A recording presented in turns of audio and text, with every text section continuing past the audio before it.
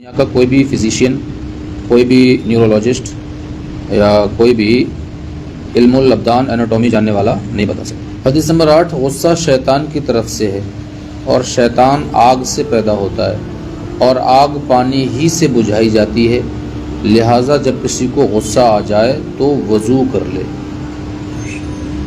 یعنی یہ ایک ایسی ریسرچ ہے جو رسول اللہ صلی اللہ علیہ وسلم نے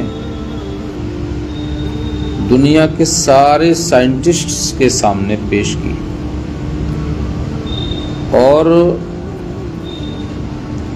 یہ وہ فارمولہ اللہ کے رسول صلی اللہ علیہ وسلم نے بتایا کہ جو دنیا کا کوئی بھی فزیشین، کوئی بھی نیورولوجسٹ یا کوئی بھی علم الابدان اناٹومی جاننے والا نہیں بتا سکتا۔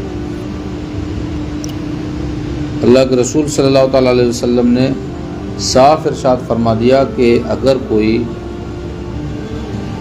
غصہ کی حالت میں ہو تو چونکہ غصہ جو ہے وہ شیطان کی طرف سے ہے، اور شیطان جنات کی قسم میں سے، اور جنات کو آگ سے پیدا کیا گیا، اسی لیے غصے کے وقت انسان کی گلے کی رگیں پھول جاتی ہیں، چہرہ سرخ ہو جاتا ہے، اور ایک آگ ہوتی ہے کہ جو اس کے مائنڈ میں، برین میں بکھر جاتی ہے۔ اس کے کنٹرول کا طریقہ اللہ کے رسول صلی اللہ علیہ وسلم نے بتایا کہ آگ پانی ہی سے بجھائی جاتی ہے، لہٰذا جب کسی کو غصہ آ جائے تو وضو کر لے۔ تو وضو جو ہے وہ غصے کا توڑ ہے۔ حدیث نمبر 9، جب کسی کو غصہ آئے اور وہ کھڑا ہو تو بیٹھ جائے، اگر غصہ چلا جائے فبہا، ورنہ لیٹ جائے۔ حدیث نمبر 10، بعض لوگوں کو غصہ جلد آ جاتا ہے اور جلد جاتا رہتا ہے، ایک کے بدلے میں دوسرا ہے، اور بعض کو دیر میں آتا ہے اور دیر میں جاتا ہے، یہاں بھی ایک کے بدلے میں دوسرا ہے، یعنی ایک بات اچھی ہے اور ایک بری، ادلا بدلا ہو گیا۔ اور تم میں بہتر وہ ہیں کہ دیر میں انہیں غصہ آئے اور جلد چلا جائے، اور بدتر وہ ہیں جنہیں جلد آئے اور دیر میں جائے۔ غصہ سے بچو کہ وہ آدمی کے دل پر ایک انگارہ ہے، دیکھتے نہیں ہو کہ گلے کی رگیں پھول جاتی ہیں اور آنکھیں سرخ ہو جاتی ہیں۔ جو شخص غصہ محسوس کرے لیٹ جائے اور زمین سے چپٹ جائے۔ یعنی اللہ کے رسول صلی اللہ علیہ وسلم نے فرمایا کہ ایک شخص وہ ہے جس سے غصہ جلدی آئے اور جلدی چلا جائے، تو اس میں ایک بات خراب ہے لیکن ایک بات اچھی ہے۔ خراب یہ ہے کہ اسے جلدی آ گیا، اور اچھی یہ ہے کہ جلدی چلا گیا۔ اور ایک آدمی وہ ہے کہ جسے غصہ دیر میں آئے اور دیر میں جائے، تو اس میں بھی ایک بات بری ہے اور ایک اچھی ہے۔ اچھی یہ ہے کہ دیر میں آیا، اور بری یہ ہے کہ دیر میں گیا۔ لیکن بہتر وہ ہے کہ جس سے غصہ دیر میں آئے اور جلدی چلا جائے۔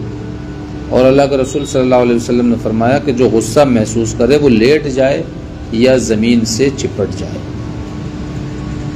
اچھا، اس پہ اگر ہم ایک پریکٹیکل دیکھیں تو ہمیں دیکھنے کو ملتا ہے جب کسی کو کرنٹ پکڑ لیتا ہے، بجلی کا شارٹ لگتا ہے نا، تو اکثر اسے لوگ زمین پہ ہی لٹاتے ہیں نہیں، اور پھر اس کو مارتے بھی ہیں، مالش اس کا وہ کرتے ہیں۔ تو بجلی چونکہ ایک آگ جیسی حرارت رکھنے والی چیز ہے، اس لیے وہ جسم میں فوراً سرایت کر جاتی ہے، تو اس کو ڈاکٹر بھی مشورہ دیتے ہیں کہ اس کو زمین پہ لٹایا جائے۔ اب دیکھیے کہ یہ بات رسول اللہ نے اس وقت بتائی جب بجلی پیدا بھی نہیں ہوئی۔ الیکٹریسٹی کون سے سن میں ایجاد ہوئی ہے؟ نہیں، کوئی سن ہے اس کا، جنرل نالج کا کوشچن۔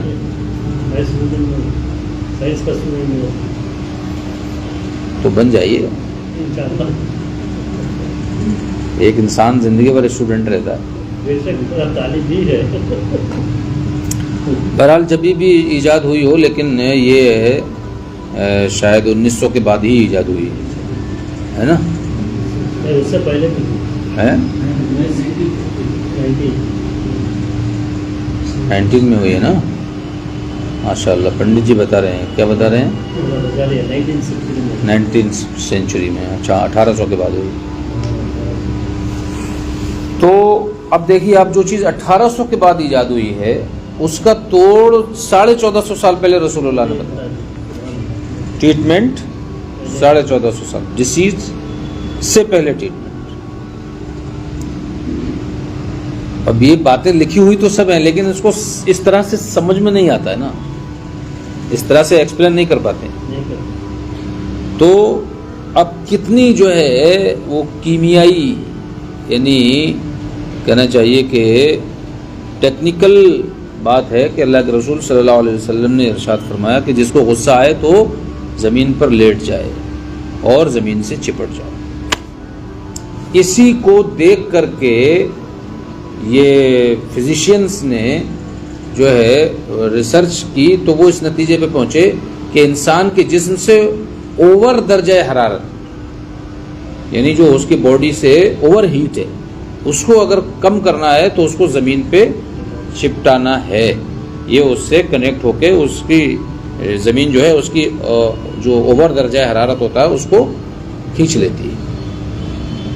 تو یہ بات جو ہے وہ اللہ کے رسول صلی اللہ تعالیٰ علیہ وسلم نے غصے کے تعلق سے فرمائی, لیکن چونکہ اللہ کے رسول قرآن و حدیث کی کوئی بھی بات صرف ایک چیز کے لیے نہیں ہوتی, اگر اس کو ایکسپلین کیا جائے تو اس کے کانٹیکسٹ میں بہت سی چیزیں نظر آتی. تو پتہ لگا کہ اللہ کے رسول صلی اللہ علیہ وسلم نے فرمایا کہ اگر اوور ہیٹ ہو جائے تو زمین پہ لیٹ جائے یا زمین سے چپٹ جائے.